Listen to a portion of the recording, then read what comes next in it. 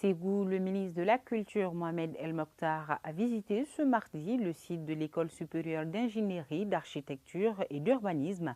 L'objectif de cette visite était de se rendre compte des efforts déployés par cet établissement dans la promotion des matériaux locaux de construction. De Ségou, le reportage de Kandé-Sila.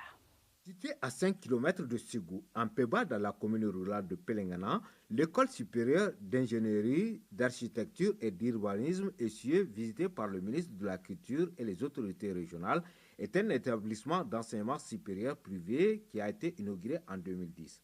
Sa vocation est de former en 3 ans et 5 ans dans les domaines de l'architecture, l'urbanisme, les génies civils et informatiques et l'aménagement du territoire. Le Mali étant un pays d'architecture, on n'a pas d'école d'architecture. Donc il fallait imaginer une école pour pouvoir former nos jeunes, surtout en architecture de terre. Et ensuite, c'est de former aussi des techniciens en maçonnerie, des briques de terre, des fabricants de briques. Et surtout, former des techniciens pour la réhabilitation de notre patrimoine terre qui est en train de se dégrader. L'école comprend des chambres à coucher, des salles de classe, une salle de conférence et autres fours à briques. Actuellement, une quinzaine d'étudiants de 8 nationalités de la sous-région sont en formation pour rendre l'habitat le moins cher possible avec l'utilisation des matériaux locaux comme la terre. La formation ici est double, théorique et pratique. Et je crois que c'est une école, moi je l'ai déjà vu à Bamako, là-bas, là où ils sont, là où il y a leur siège pratiquement. Il est en train de s'étendre à travers les pays. Ça a commencé par Ségou et je suis certain qu'il va pousser, puisque notre civilisation architecturale dans notre pays sahélo-soudanais, c'est vraiment l'architecture en terre.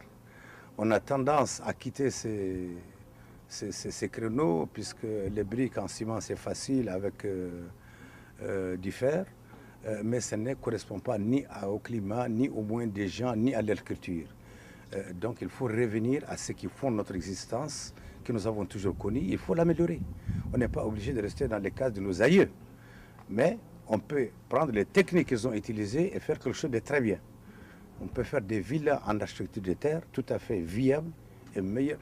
En plus de cette formation initiale, l'ESUE forme des maçons qualifiés, des potiers et des potières et initie des chantiers écoles. Une occasion pour le ministre d'inviter les promoteurs à initier un partenariat fécond avec les responsables régionaux pour une meilleure vulgarisation des techniques développées au profit de l'habitat au Mali.